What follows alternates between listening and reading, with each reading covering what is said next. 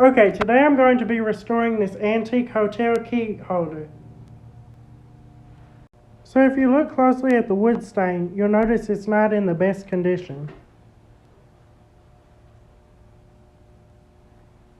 Okay, the first thing we're going to do is make up a wood stain.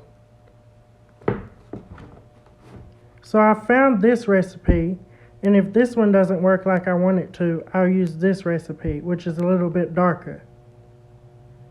So basically, here's the directions. Okay, now we'll light the stove.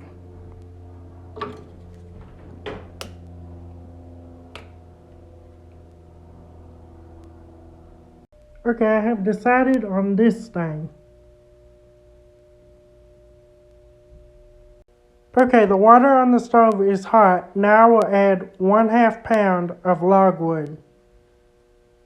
Okay, the solution has been cooking a while. Now we'll add 1/4 of an ounce of cochineal or carmine, which is also used to color Skittles red. It comes from the cochineal bug.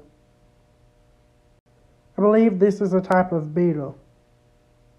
Now we'll stir this solution. It is important that you apply the solution while still hot to the wood. Okay, now our wood stain is ready. Okay, now I'm going to apply the wood stain.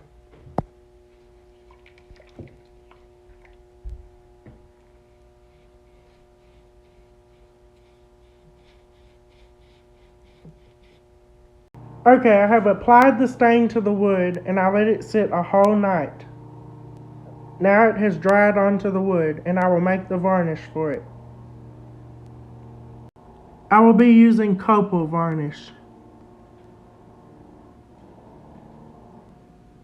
Okay, to make the varnish, I will dissolve 4 parts copal resin in 12 parts of diethyl ether. This was also used as anesthesia back in the day. So here's the varnish recipe I used.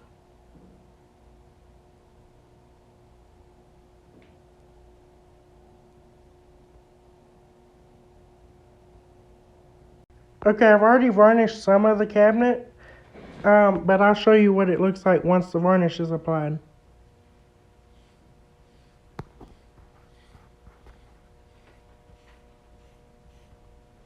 Here is the finished cabinet. So I ended up making up my own wood stain recipe because I didn't like the color of the other one. And I varnished it with that copal varnish and beeswax and turpentine.